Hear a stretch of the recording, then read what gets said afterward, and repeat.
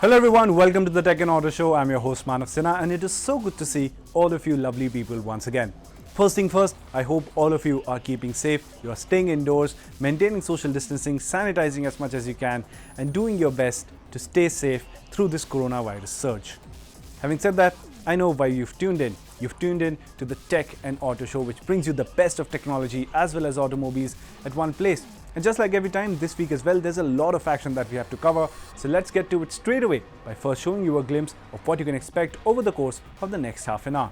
This week, we'll be taking a closer look at Volvo's first electric car that's coming to India later this year, called the Volvo XC40 Recharge.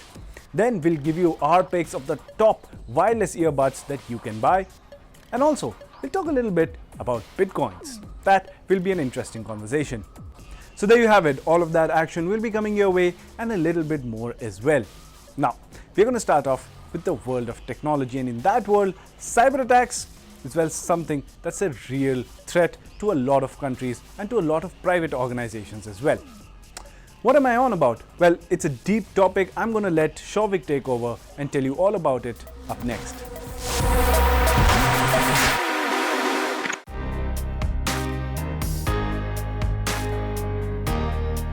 Cybersecurity has been a growing concern, not just in private sectors, not just for users, not just for financial scams, but increasingly in critical infrastructure sectors across India.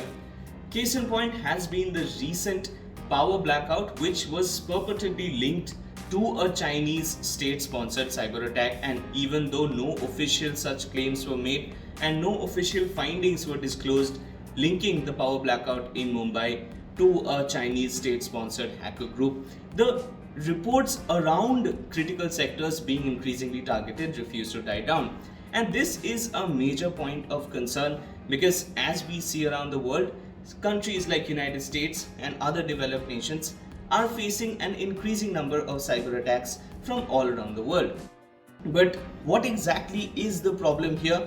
What does critical infrastructure being under cyber attack mean for you as a user, and what can be the way forward? We take a look at the latest problems and the possible concerns surrounding this factor. Now, it's important to note that critical sector cyber attacks are not exactly new, and this is not the very first time that such attacks are being witnessed.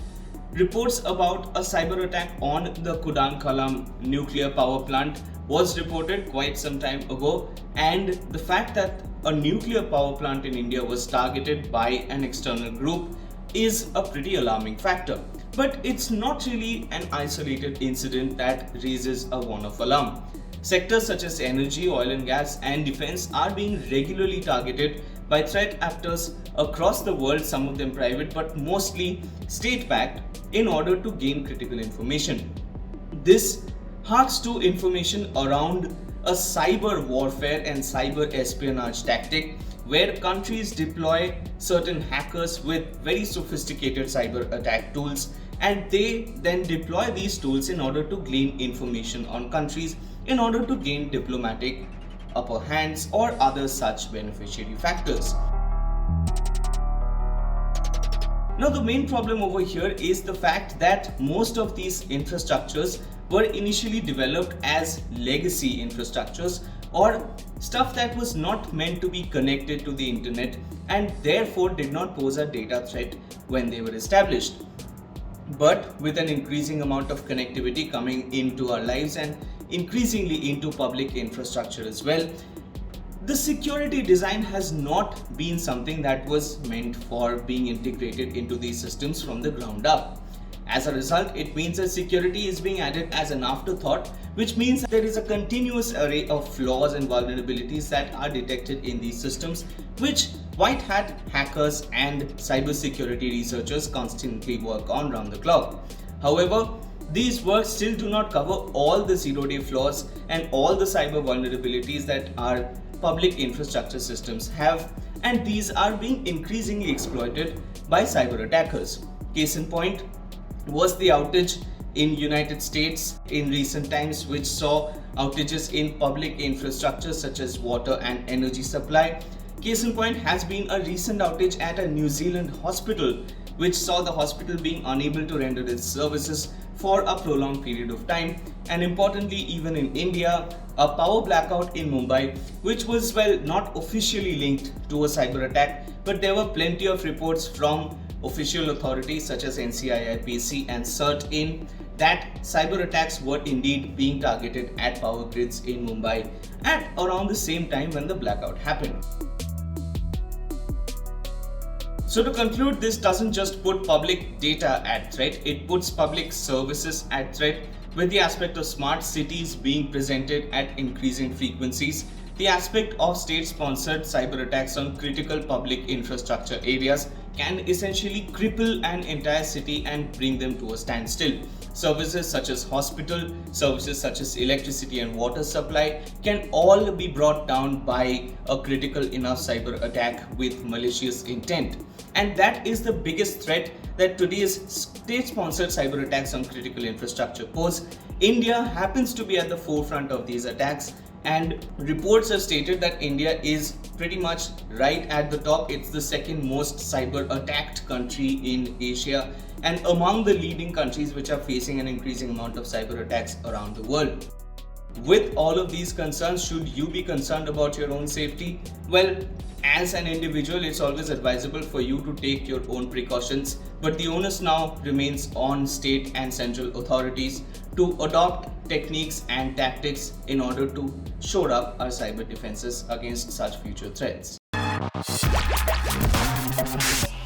Now moving on to the world of automobiles, well, Volvo is set to start its electric car journey in India with the Volvo XC40 Recharge. They also made some big claims. They said that their entire portfolio will be electric before 2030 in the Indian market, probably by 2025 is what they're aiming for. And also, they are going to launch one new electric car every year starting this year with the XC40 Recharge. Now, before the coronavirus surge happened, we got a chance to get up close and personal with the car, and here's how that went.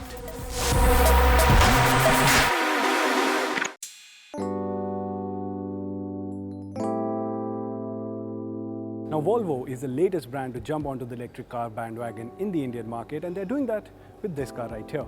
This is the Volvo XC40 Recharge. It's coming to India later this year, and here's everything you need to know about it.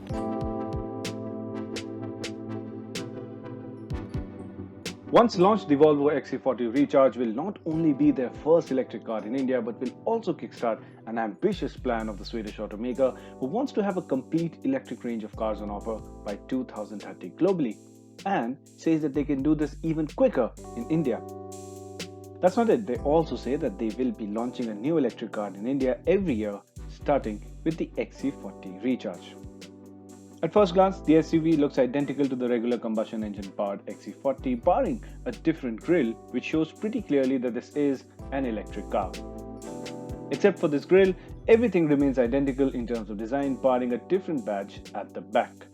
Now, this is not really an issue because measures like these help the company keep the price in check, and also the XC40 has always been one of the most handsome offerings in its segment. So if it's not broken, why fix it? Well, that seems to be the idea inside the car as well, because the electric version of the car has an identical interior to the regular XC40. This means it gets the vertically laid out infotainment system with high quality materials and maintains the high practicality that it has. The system's operating system is different though, as it now runs on Google's Android and will support over-the-air updates as well. The big change obviously is at the heart of the car, which is all electric. The XC40 Recharge has two electric motors, one on each axle, which gives it a driving experience similar to all-wheel drive. These motors have a combined output of 408 horsepower and 660 Nm of torque, and since it is electric, all the power is delivered instantly. This means the car can do 0 to 100 km an hour in just 4.9 seconds. As is the case with all new Volvo cars, the top speed has been limited to 180 km an hour. The 78 kWh battery that it has claims a range of 418 km on a full charge and can be charged through an AC charger as well, which will take lots of hours. However, if you use a DC fast charger, it claims to be able to charge from 0 to 80% in 40 minutes. The price of the car will be announced later, but we expect it to cost somewhere around the 60 to 65 lakh mark, which will give it its own unique space in the premium luxury car market. So that's the Volvo XC40 Recharge for you. The bookings for this car is going to take place in June 2021, and Volvo says that the deliveries for the car will take place in October 2021. Well, that's about all we need to know about the car. Up next is time to take it for a drive, for which we'll have to wait a little bit, but it will come real soon.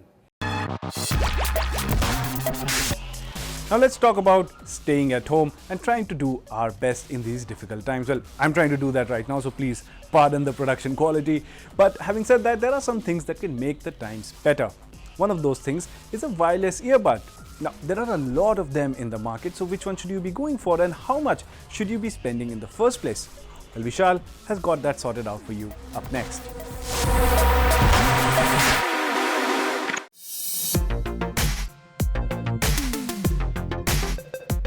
Nobody wants the clutter of wires in their lives, and that is something quite understandable, which is perhaps the reason why wireless earbuds are so popular and so common now.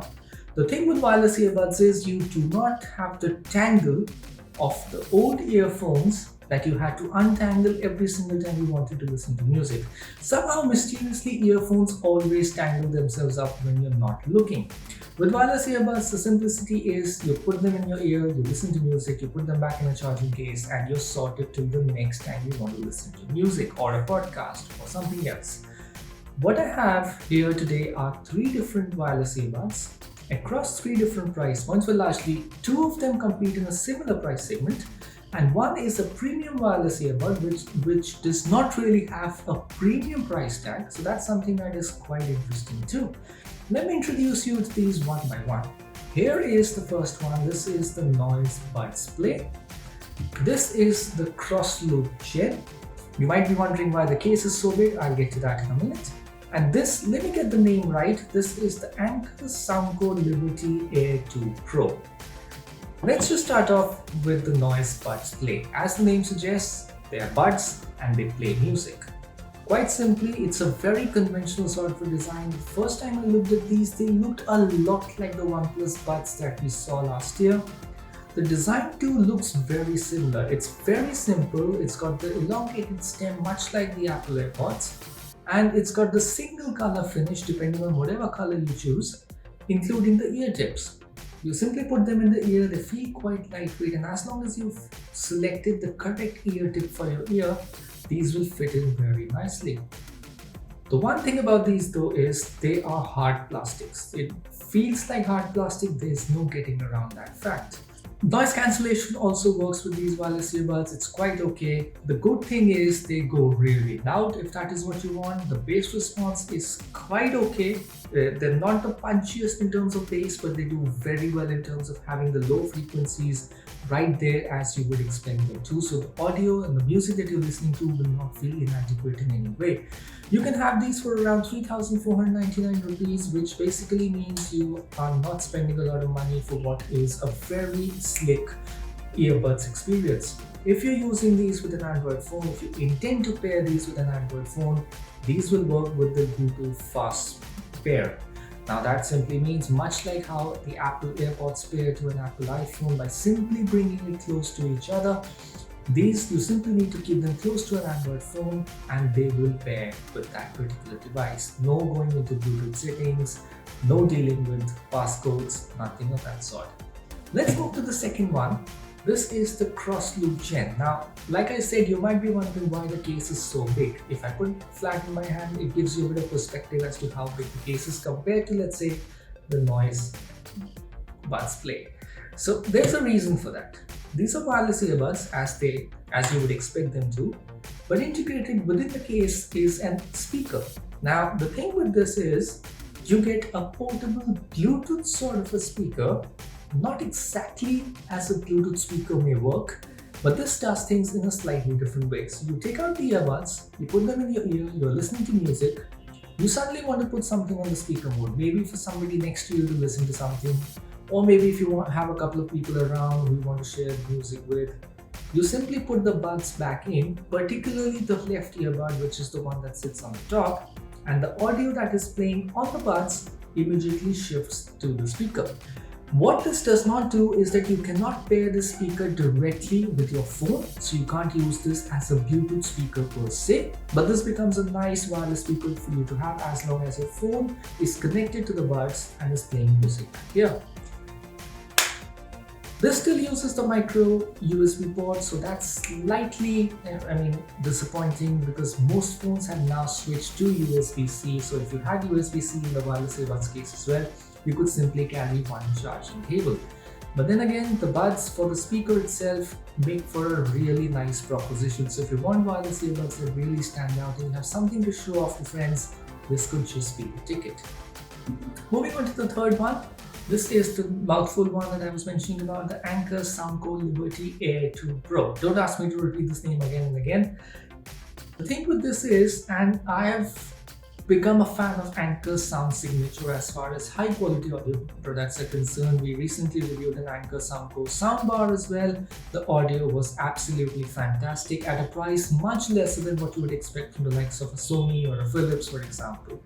These do something very similar.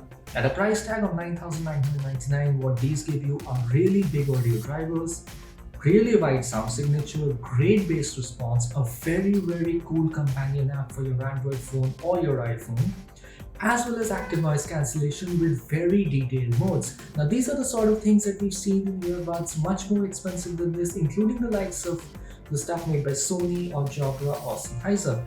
The fact that Anker Soundcore is able to deliver this at a price tag much lesser than 10,000 rupees, and mind you, the sound that I get from this is absolutely fantastic. I'm a fan of this now, absolutely no doubt about that one. Great sound signature in terms of the width, you get great vocals from it without it ever sounding sharp. The bass is really good even at the default Anker sound signature, but you can obviously shift the bass booster or anything else. There are multiple options available to you, including the custom mode, so you can tweak the sound exactly as how you want it. The interesting thing about the companion app is you can even do an ear tip test. Now that is something I've seen in the Apple AirPods Pro, for example. It will tell you exactly how well the ear tips are fitting in your ear. In case something is loose or something's too tight, it will play back a sound, it will get the vibrations back, it will tell you exactly what's right or wrong. You can also set how much you want the active noise cancellation to be, for example, and you can also tweak the sound in this one to actually match the sort of frequencies that work better with your ear. Now that's something we've seen in the Jabra Elite wireless earbud series. That's something that Anker's also doing very well. So here are 3 wireless earbuds options for you in case you're looking for one across different price points. Quite interesting because the market is really competitive right now. But the thing you need to watch out for is if you go to a shopping platform like an Amazon or a Flipkart or any other shopping website for that matter, you will see a lot of unbranded wireless earbuds there as well, a lot of low quality wireless earbuds as well, promising the world but then they don't really deliver. In my experience, these 3 really do very well. You get 3 different propositions across price points. Depending on what you need, these 3 could very well be the answer for your wireless earbuds question. Welcome back. You're watching the Tech and Auto Show and I'm your host Manav Sinha. Now, cryptocurrency is one such thing that pretty much everyone's talking about it, but then not everyone knows everything about it. And there are a lot of cryptocurrencies out there. We all know what happened with Bitcoin this week. And one of the coins that's getting a lot of attention recently is Dogecoin. Yes, Doge, the same meme Doge, that's a Bitcoin as well, an altcoin to be specific. So we decided to break it down and tell you everything you need to know about it and tell you what is this entire saga about Dogecoin going on. I'll let Darab take over and tell you all about it up next.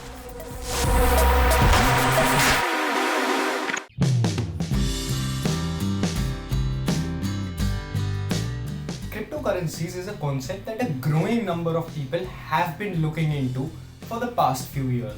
Now, cryptocurrencies are digital decentralized currencies that a lot of people are looking into either as an investment or for just interest purposes.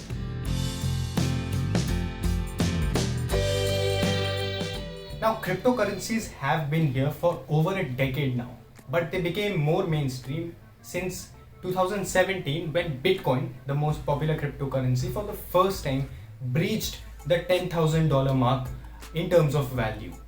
Since then, Bitcoin has touched new heights going all the way up to $60,000 in value this March, and is now trading at a steady $44,000 to $45,000 as of making this video. Given Bitcoin's success, there are a lot of new cryptocurrencies that have come to the fore. Now these are alternate cryptocurrencies that use similar concept, like are built on blockchain and whatnot, but have different alterations, have their own slight tweaks. These are alternate cryptocurrencies and are called altcoins. Now one altcoin that has made all the noise in 2021 is Dogecoin. You must have heard about Dogecoin either from Elon Musk or either on the internet. In this video we will talk about Dogecoin. But before we begin, I would like to advise all viewers to not in any way influence any investment decision based on the information they get from this video. So Dogecoin started off as a tweet from one of the co-founders, Jackson Palmer, back in 2013 when he was still working with Adobe. And the tweet was actually to make fun of just the number of alternate coins that are coming to the fore. At that time, it was nothing more than a joke based on the Doge meme that featured a Shiba Inu puppy. This Dogecoin joke then soon became so popular that Palmer one fine day bought Dogecoin.com and designed a logo putting a Shiba Inu's face on a coin. On Reddit, this got the attention of IBM's Bill Marcus, who then collaborated with Palmer in order to design a software, get the thing registered, and turn Dogecoin into a fully functioning cryptocurrency. Dogecoin was launched as a cryptocurrency in December 2013, and within 2 weeks of its launch, its value skyrocketed more than 300%, riding on the hype created online. And it was around the time when China banned trading Bitcoin in the country. In 2014 then, the trading value of Dogecoin surpassed that of any cryptocurrency in the world, including Bitcoin. Since then, Dogecoin has continued to grow over the years until 2021, when the popularity exploded, with likes of Elon Musk promoting it, people like Mark Cuban talking it, and just the internet going crazy over the new cryptocurrency or the altcoin. As of earlier this month, May 2021, Bitcoin is the 4th largest cryptocurrency in the world in terms of market cap.